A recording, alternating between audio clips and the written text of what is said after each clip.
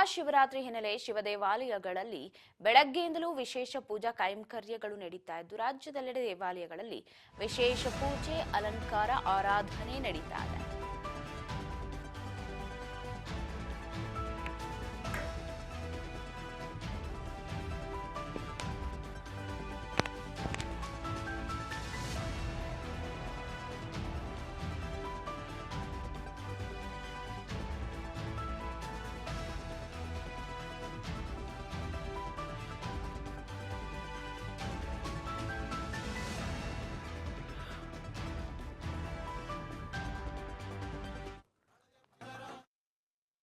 ಬೆಂಗಳೂರಿನ ಬಹಳ ಮಹತ್ವವಾದ ದೇವಸ್ಥಾನ ಅಂದ್ರೆ ಈ ಗವಿಗಂಗಾಧರೇಶ್ವರ ದೇವಸ್ಥಾನ. ಈ ದೇವಾಲಯದಲ್ಲಿ ಕೂಡ ವಿಶೇಷ ಪೂಜಾ ಕೈಂಕರ್ಯ ನಡೀತಾ ಇದೆ. ಇನ್ನು ಮೈಸೂರಿನ ಅರಮನೆಯ ತ್ರಿನೇಶ್ವರ ದೇಗುಲದಲ್ಲೂ ಕೂಡ ಚಿನ್ನದ ಮುಖವಾಡದ ಧಾರಣೆಯನ್ನ ಶಿವಲಿಂಗನಿಗೆ ಮಾಡಲಾಗಿದ್ದು ವಿಶೇಷ ಅಲಂಕಾರವನ್ನ ಮಾಡಿದ್ದಾರೆ. ಇಡೀ ದಿನ ಪೂಜಾ ಹೋಮ ಅಭಿಷೇಕ ಶಿವನ ದೇವಾಲಯಗಳಲ್ಲಿ ಕಂಡುಬರುತ್ತೆ. ಇನ್ನು ಭಕ್ತರ ದಂಡು ವಿಶೇಷ ದರ್ಶನಕ್ಕೆ ಅವಕಾಶ ಕೊಡಿ ಅಂತ ಕೇಳಿದ್ದು ಎಲ್ಲೆಲ್ಲೂ ಮಹಾದೇವರ ಆರಾಧನೆ ಜೋರಾಗಿದೆ. ಮಾಘ ಮಾಸದ ಕೃಷ್ಣ ಪಕ್ಷದ ಚತುರ್ದಶಿಯಂದು ಶಿವರಾತ್ರಿ ಆಚರಣೆಯಾಗುತ್ತೆ. ಮಹಾದೇವನ ಜಪತಪ ಆರಾಧನೆ ಮಾಡೋದು, ಜಾಗರಣೆ, ಉಪವಾಸ, ಶಿವನ ಪೂಜೆಗೆ ಬೇಕಾದ ಬೆಲ್ಲದ ಹಣ್ಣು, ಬೆಲ್ವಪತ್ರೆ, ವಿಭೂತಿ, ಹೂವು ಹಣ್ಣು ಖರೀದಿ ಮಾಡೋದಕ್ಕೆ ಜನ ಮುಗಿಬಿದ್ದಿದ್ದು ಮಾರುಕಟ್ಟೆಯಲ್ಲೂ ಕೂಡ ಗುಂಗುಡ್ತಿದ್ದಾರೆ.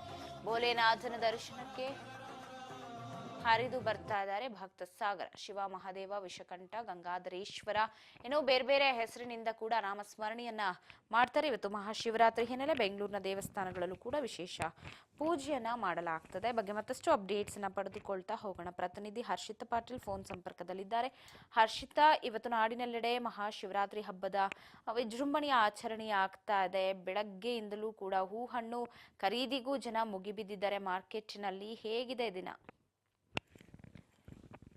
ಪವಿತ್ರ, ಇವತ್ತು ಶಿವರಾತ್ರಿಯ ಆಚರಣೆ ಸಿಲಿಕಾನ್ ಸಿಟಿಯಲ್ಲೂ ಕೂಡ ತುಂಬಾ ಜೋರಾಗಿ ಆಚರಣೆಯನ್ನ ಮಾಡ್ಲಾಗ್ತಾ ಇರುವಂತದ್ದು. ಶಿವರಾತ್ರಿ ಅಂತಂದ್ರೆ ಈ ಕೃಷ್ಣ ಪಕ್ಷದ ಚತುರ್ದಶಿ ಎಂದು ಬರುವಂತ ಇವತ್ತಿನ ದಿನ ತುಂಬಾ ವಿಶೇಷ ಅಂತ ಹೇಳಲಾಗುತ್ತೆ. ಅದರಲ್ಲೂ ಕೂಡ ಪ್ರಮುಖವಾಗಿ ಶಿವನ ಭಕ್ತರಿಗೂ ಕೂಡ ವಿಶೇಷವಾಗಿರುವಂತಹ ದಿನ.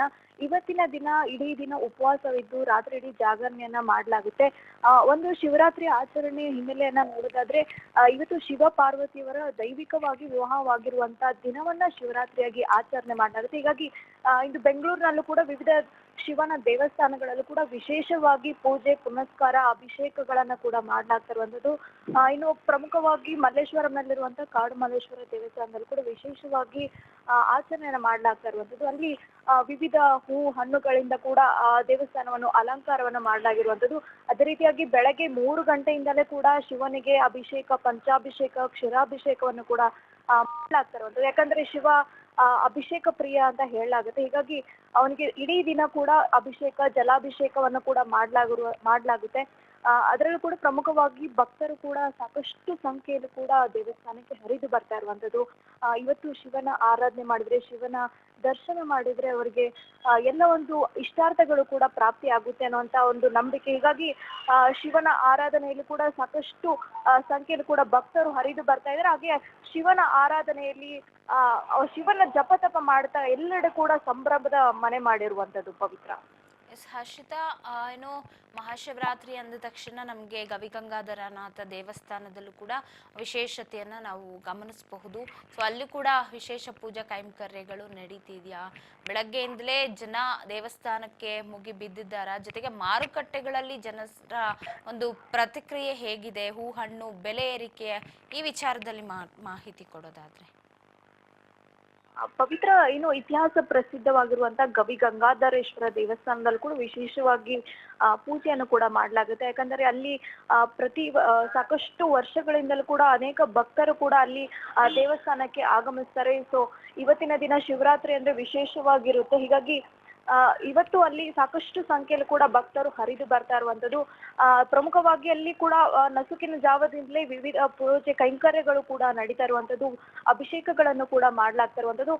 ಸುಮಾರು 5:30 ಸುಮಾರಿಂದಲೇ ಭಕ್ತರಿಗೂ ಕೂಡ ದರ್ಶನಕ್ಕೆ ಅವಕಾಶವನ್ನು ಕೂಡ ಕಲ್ಪಿಸಿಕೊಳ್ಳಲಾಗಿರುವಂತದ್ದು. ಅದೇ ರೀತಿ ಪ್ರಮುಖವಾಗಿ ಇವತ್ತು ಶಿವರಾತ್ರಿ ಹಿನ್ನೆಲೆಯಲ್ಲಿ ಶಿವನಿಗೆ ಪ್ರಿಯವಾಗಿರುವಂತ ಬಿಲ್ವಪತ್ರೆ ಆಗಿರ್ಬೋದು, ಹೂ ಹಣ್ಣುಗಳ ಖರೀದಿಗಳಿಗಾಗಿರ್ಬೋದು ಸಾಕಷ್ಟು ಜನರು ಕೂಡ ಮಾರುಕಟ್ಟೆಗೆ ಮುಗಿಬಿದ್ದಿದ್ದಾರೆ. ಅದರಲ್ಲೂ ಕೂಡ ಪ್ರಮುಖವಾಗಿ ಶಿವನಿಗೆ ಪ್ರಿಯವಾಗಿರುವಂತದಂದ್ರೆ ಬಿಲ್ವಪತ್ರೆ ಕೂಡ ಈ ಬಾರಿ ಸಾಕಷ್ಟು ಬೆಲೆ ಏರಿಕೆ ಕೂಡ ಇರುವಂತದ್ದು. ಹೀಗಾಗಿ ಬೆಲೆ ಏರಿಕೆ ಮಧ್ಯದಲ್ಲೂ ಕೂಡ ಭಕ್ತರು ಸಾಕಷ್ಟು ಸಂಖ್ಯೆಯಲ್ಲೂ ಕೂಡ ಒಂದು ಖರೀದಿಗೆ ಮುಗಿ ಬೀಳ್ತಾ ಇರುವಂತದ್ದು. ನಿನ್ನೆಯಿಂದಲೂ ಕೂಡ ಮಾರುಕಟ್ಟೆಯಲ್ಲಿ ಜಂಗುಳಿಯಿಂದ ತುಂಬಿರುವಂತದ್ದು. ಇವತ್ತು ಕೂಡ ಬೆಳಗಿನ ಜಾವದಿಂದಲೂ ಕೂಡ ಮಾರುಕಟ್ಟೆಯಲ್ಲಿ ಶಿವನಿಗೆ ಬೇಕಾಗಿರುವಂತ, ಶಿವನ ಪೂಜೆಗೆ ಬೇಕಾಗಿರುವಂತ ಎಲ್ಲ ಒಂದು ಸಾಮಗ್ರಿಗಳ ಖರೀದಿಗಳು ಕೂಡ ಸಾಕಷ್ಟು ಜನರು ಕೂಡ ಮುಗಿ ಬೀಳ್ತಾ ಇರುವಂತದ್ದು. ಪವಿತ್ರ, ಥ್ಯಾಂಕ್ ಯು ಹರ್ಷಿತಾ ಮಾಹಿತಿಗಾಗಿ.